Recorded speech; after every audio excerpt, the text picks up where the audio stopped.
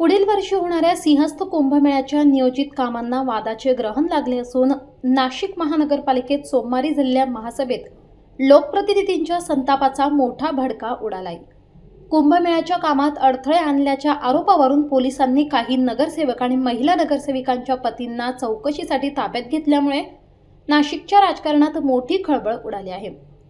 प्रशासनाच्या या कारवाईला लोकशाहीची गळचेपी ठरवत नगरसेवकांनी थेट महासभेत संबंधित घटनेची ऑडिओ क्लिप ऐकवून प्रशासनावर जोरदार हल्ला चढवत तुषार जगताप कोण असा संतप्त सवाल उपस्थित केला। नाशिकमध्ये कुंभमेळा प्राधिकरणाकडून सध्या युद्धपातळीवर कामे सुरू आहेत। मुख्यमंत्री देवेंद्र फडणवीस यांनी कुंभमेळ्याच्या कामात कुणीही अडथळा आणल्यास थेट गुन्हे दाखल करण्याचे आदेश दिले आहेत। याच आदेशाचा आधार घेत एका ठेकेदाराने पंचवटीतील 5 नगरसेवकांविरोधात पोलिसात तक्रार केली होती। नगरसेवकांनी धमकी दिल्याचा आरोप या ठेकेदाराने केला आहे। या तक्रारीनंतर पोलिसांनी नगरसेवक आणि काही महिला नगरसेविकांच्या पतींना चौकशीसाठी ताब्यात घेतले होते। या घटनेचे पडसाद महासभेत बघायला मिळाले असून संबंधित प्रकरणातील संवादाची ऑडिओ क्लिप नगरसेवक सागर लामखडे यांनी भर सभागृहात ऐकवून नगरसेवकांनी प्रशासनाचा खोटेपणा उघड करण्याचा प्रयत्न केलाय।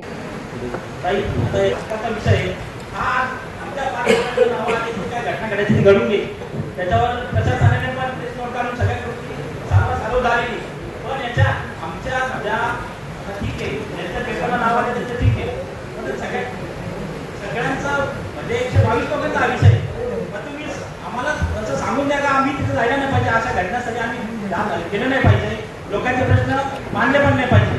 आणि त्या घटनेच्या वेळी आयुक्त मॅडमला फोन केलेला होता, तो त्यांच्याकडून रिसिव्ह काही झाला नाही। म्हणजे या घटनेची दखल आम्ही तेव्हा आयुक्तांना पण कळवलं होतं की अशी अशी घटना झालेली। आणि त्याच्यात विषय असा आहे का जो कोणाचा फोन आम्हाला आला आहे की संबंधित रेकॉर्डिंग ऐकवली, त्या माणसाचा याबाबत रोल काय, या कामाबाबत रोल काय, ते काय आम्हालाही समजलं नाही। आणि जर मग अशा बाहेरच्या कुठल्याही माणसाचं जर प्रशासन दखल घेत असेल तर आम्ही काय करायचं? मग तुम्ही आम्हाला सांगू द्या का तुम्ही कुठल्याही लोकांच्या समस्या इथं मांडायच्या नाही, तुम्ही आपलं घरी बसा, तर तसंच सांगू द्या, म्हणजे आम्ही कुठेही कामाला जाणार नाही। आणि जर काही संबंधित लोकांच्या कंप्लेंट जर आम्हाला आल्या तर आम्ही आयुक्त मॅडमचा किंवा प्रशासनाला सांगू का तुम्ही सगळ्या सॉल्व्ह करत बसा। आता मॅडम प्रभाग 4 मधील आमचा अनुसया नगर, समर्थ नगर पाण्याच्या प्रश्नाबाबत आमच्या परिसरातील आम्ही तुम्हाला भेटून गेल्या। आज 15 दिवस झाले, 28 तारखेला पत्र दिलेलं होतं, त्याच्यावर आजही देखील ॲक्शन काही घेतली गेली नाही। संबंधित पाणी पुरवठा अधिकारी धारणकर साहेबांनी सांगितलं होतं का अधिकारी येऊन ते चेक करून जातील, पण कुठलाही अधिकारी त्या भागात येऊन गेला नाही। असं आता लोक म्हणजे सकाळपासून या समस्या पाण्याच्या असतात, त्या दखल का घेत नाही याचं पण आम्हाला उत्तर भेटलं पाहिजे। यावेळी नगरसेविका प्रियंका माने यांनी या घटनेचा निषेध व्यक्त करत संबंधितांवर कारवाई करण्याची मागणी केली। आज आमच्या प्रभाग क्रमांक 3 मध्ये गेल्या दीड महिन्यापासून मी हंडा मोर्चा सुद्धा आपल्या इथे केला। हंडा मोर्चा करून आमच्या प्रभागामध्ये अजून मानेनगर जलकुंभ आहे, धारणकर साहेब अजूनही ती टाकी भरलेली नाही। आणि आज माझ्याकडे पाण्याचे व्हिडिओ आहेत, मी आज बाबू साहेबांना पाठवले आणि शिंदे साहेबांना पाठवले की अक्षरशः ते पाणी इथं गढूळ येत आहे, ते पाणी गजानन कॉलनीमधले, आणि त्याच्यात त्या पाण्यामध्ये अक्षरशः पक्ष्याची पिसं आहे। मी तुम्हाला व्हिडिओ दाखवते। आणि इतकं गढूळ पाणी आणि प्रभागामध्ये इतक्या वारंवार लाईन फुटलेल्या आहे पाण्याच्या। 8-8, 10-10 दिवस कंप्लेंट करतो आम्ही, पण ती कंप्लेंट सॉल्व्ह होत नाही।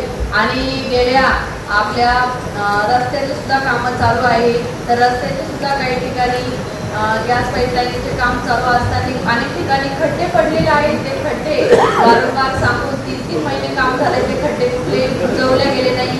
आणि आता जो आमचा आता मागच अण्णा बोलले, आपल्या सागर भाऊ बोलले आणि गौरव भाऊ सुद्धा बोलले की आता जो प्रकार घडला 2-3 दिवसाचा, आम्ही तर त्याच्यात आमचे जे नगरसेवक असतील आणि नगरसेवकांचे जे भाऊ असतील, कोणी मुलगा असेल, ते काम करत असतील जागेवर, आम्ही जर नसलो तर, किंवा आमचे मिस्टर असतील ते काम बघत असतात, पण त्याच्यावरही काम बघत असताना आमचा तिथं कुठं संबंध नाही, आमचं कुठं नाव नाही, तरीही नाव घेतल्या जात आहे आणि डायरेक्ट CM पर्यंत कंप्लेंट करण्यात येत आहे। आयुक्त मॅडम आज माझं आयुक्त मॅडमना सांगण्यात येत आहे की आपण चौकशी याच्यात करण्यात यावी किंवा गेले का नाही तिथं आणि यांनी विचारले का नाही, पण आमचा काही संबंध नसताना आमचे आणि झोरक्सचे नगरसेवक म्हणून पत्रकार बंधूंना सुद्धा माझी विनंती आहे की तुम्हाला जर कोणी बातमी दिली तर निदान तुम्ही चौकशी करून ती बातमी सगळ्या पत्रकार बंधूंनी सुद्धा लावावी का एखाद्याने जी बातमी चुकीची दिली ती पत्रकार बंधू सुद्धा लावतात, त्याच्यात काही चुकीचं आहे काही आणि काही बरोबर आहे ते सुद्धा त्यांनी चौकशी करून मगच ती बातमी पेपरला द्यावा अशी मी नम्र विनंती करते सर्व पत्रकार बंधूंना.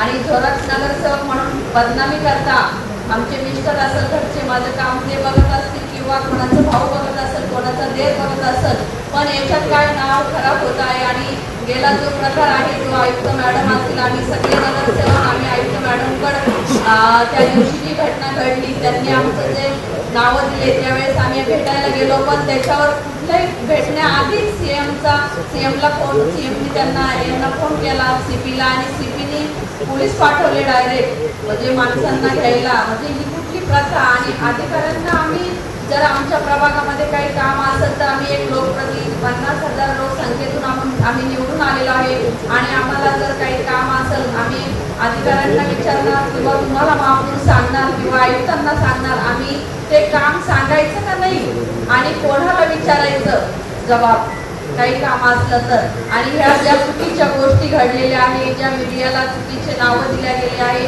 याच्यात वेगळं राजकारण आहे असा माझा आरोप आहे आणि याच्यावर चौकशी करून इथून पुढं जे काही असेल निर्णय तो महापौर असतील आयुक्त असेल यांनी घ्यावी अशी मी नम्र विनंती करते. दरम्यान या पार्श्वभूमीवर महासभेत महापौर हिमगौरी आहेर आडके यांनी अनेक महत्त्वपूर्ण निर्णय घेतले. इथे कुंभमेळ्यात रोल काय आहे, लोकप्रतिनिधींचा रोल काय आणि महानगरपालिका म्हणून काय रोल असेल, सगळ्यांचा चर्चेअंती इथे आपल्याला असं लक्षात आलंय की प्राधिकरण समितीबरोबरचा समन्वय जो आहे तो साधला गेला पाहिजे. तर त्याकरता आपण कुंभमेळा प्राधिकरण समन्वय समिती ही स्थापन करणार आणि त्यामध्ये कुंभचा ज्यांना अनुभव आहे असे आपले लोकप्रतिनिधी आणि काही पदसिद्ध पदाधिकारी त्या समितीचा घटक असतील आणि त्यानुसार प्राधिकरणासोबत वेळोवेळी ही चर्चा घडून येईल असं मी या ठिकाणी आपल्याला आदेशित करते.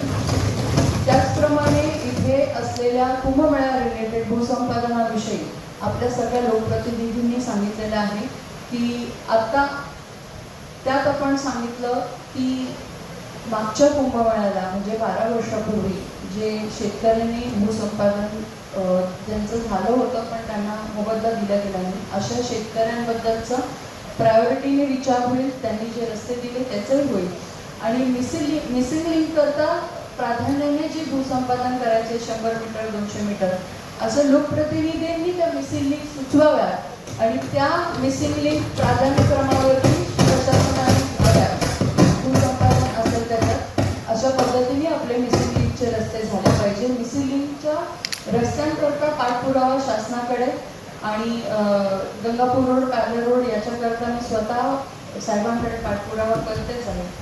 त्याचबरोबर इथे जो काही प्रश्नावलीतनं प्रश्न निर्माण झाला होता तो म्हणजे जे संबंधित बँकचे अधिकारी आपले आय कार्ड घालून त्यांची व्यवस्था आपल्या अधिकाऱ्यांचे आय कार्ड वापरून त्यांनी काही वसुली केली आणि हे धडधडीत आहे की त्यांनी त्याचा गैरवापर केलेला आहे, त्यांच्या पोस्टचा गैरवापर केला आणि त्याच्यात काही आर्थिक जे महापालिकेचं नुकसान झालेलं आहे त्याचा इथे अधिकाऱ्यांनी देखील त्याबद्दल संमती दर्शवली की नक्कीच त्याच्यामध्ये काहीतरी नुकसान झालं आहे, त्याची चौकशी समिती असली तरी सुद्धा संबंधित बँकेवरती गुन्हा दाखल करायला त्या कर्मचाऱ्यांवरती गुन्हा दाखल करायला आदेशित करते. त्याच पद्धतीने इथे टेंडर कंडिशन्सचा उल्लेख करण्यात आला की रस्ते जे खोदले जात आहेत आणि नंतर पाईपलाईन सुधारली जाते पण ते किती वेळात सुधारावी याच्याबद्दलचे टेंडर स्पेसिफिकेशन कोणत्याही पद्धतीने मेन्शन नाही आहे. तर यापुढे कोणतंही टेंडर जे आपण काढतोय आणि आताचे अस्तित्वात असणारे सर्व टेंडर्स त्या अधिकाऱ्यांना जे काही नुकसान झालंय त्याच्यात मी ऑलरेडी सांगितलं आहे की पाण्याचं नुकसान जर होत असेल तर 5 पटीने फाईन लागणारच आहे. त्याचबरोबर ते काम किती पाईपलाईन फुटली किती व्यासाची फुटली त्यानुसार 24 ते 48 तासात ते कंप्लीट करावं याची डेडलाईन त्यांना सांगावी, नाहीतर नाशिककरांना हे जर पाणी उपलब्ध झालं नाही तर त्याच्यावरती आणखी कठोर कारवाई, नाहीतर त्या कॉन्ट्रॅक्टरला ब्लॅकलिस्ट करण्यात येईल. जेईची अपॉइंटमेंट विशेष करून आपल्या काही प्रभागांमध्ये नाही आहे, 3 प्रभागांना तिथे त्रास होत आहे. त्या विषयावरती तिथे तातडीने आता आपण म्हणलो की मानधनावरती जेई भरण्यात येईल आणि आपले देखील काही इंटरव्ह्यूज संपुष्टात आले. ह्या महिना अखेर जे जेई येतील प्राधान्यक्रमावरती ते जेई अशा प्रभागांमध्ये तातडीने त्यांची व्यवस्था करून देणे, जेणेकरून पाणी पुरवठा आणि ह्या विभागांमध्ये सुरळीत होतील. कारण सगळेच जण जर फक्त बांधकाम आणि टीपीला जायला लागले तर इथे पाणी आणि ड्रेनेजला कोण उपस्थित राहणार आहे. मी ह्या निमित्ताने अख्ख्या सभागृहाला हे पण माहिती दिली पाहिजे असं आदेशित करते की सगळ्या अधिकाऱ्यांची यादी पाहिजे जे 3 वर्षापेक्षा जास्त एखाद्या डिपार्टमेंटमध्ये थांबलेले आहेत. आपलं जे बार चार्टचं प्रेझेंटेशन आहे की कुठलं काम कितीपर्यंत झालेलं आहे त्याचा खरं कुंभमेळ्याचं प्रेझेंटेशन हे बांधकाम अधिकारी आणि आयुक्तांना त्याचा ॲक्सेस आहे.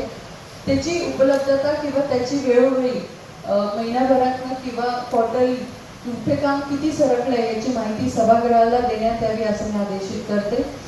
त्याचबरोबर आत्ता खूप मोठा प्रश्न पाण्यावरती इथे उपस्थित केला गेला होता ते म्हणजे की आपलं पाणी पुरवठा सुरळीत होण्यासाठी तातडीने ज्या काही आपण व्यवस्था करू शकतो त्यामध्ये कॉपर डॅमचा अतिशय चांगला आपला जो मुद्दा आहे तो सुधाकर भाऊंनी इथे प्रस्तुत केला. तर मी प्रशासनाला आदेशित करते की कॉपर डॅम बांधकामावरती बसवण्यासाठी तातडीने नियोजन करणे.